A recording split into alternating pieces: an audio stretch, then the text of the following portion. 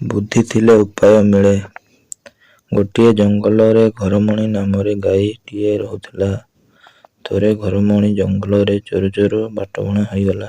ହଠାତ୍ ତା ସାମ୍ନାରେ ମହାବଳ ବାଘ ହାଜର ହୋଇଗଲା।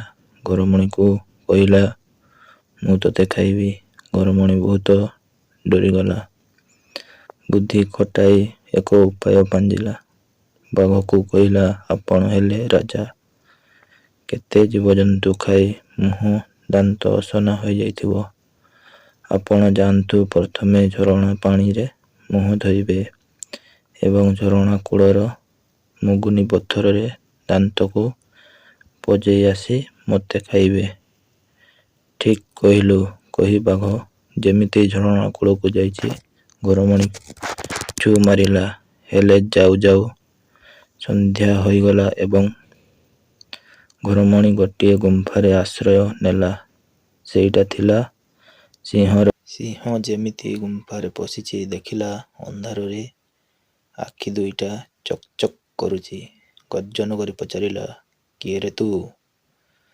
ଘରମଣି ଭାବିଲା, ଏବେ ନିଶ୍ଚୟ ଜୀବନ ଯିବ। ତଥାପି ଏଥର ମଧ୍ୟ ସାହସ ସଞ୍ଚୟ କରି କହିଲା, ମୁଁ ଧପ ଧପ ରାଜା। ମୋ ଶିଙ୍ଗ ଦିଟା ଗଜା। ଗୋଟିଏ ଶିଙ୍ଗରେ ସିଂହକୁ ମାରେ।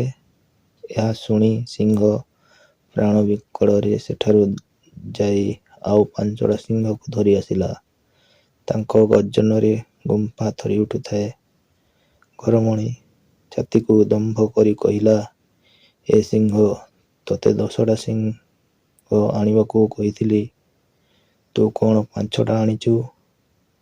ଆସ୍, ତୋତେ ଆଗ ଖାଇବି। ଏହା ଶୁଣି ସିଂହ ମାନେ ଭାବିଲେ, ଏହି ସିଂହ ଆମକୁ ମାରିବା ପାଇଁ ଆଣିଛି। ଯେମିତି ଯୁଆଡ଼େ ପାରିଲେ ପ୍ରାଣ ବିକଳରେ ଧାଇଁଲେ। ସକାଳ ହେବାରୁ ଘରମଣି ଘରକୁ ଫେରିଲା।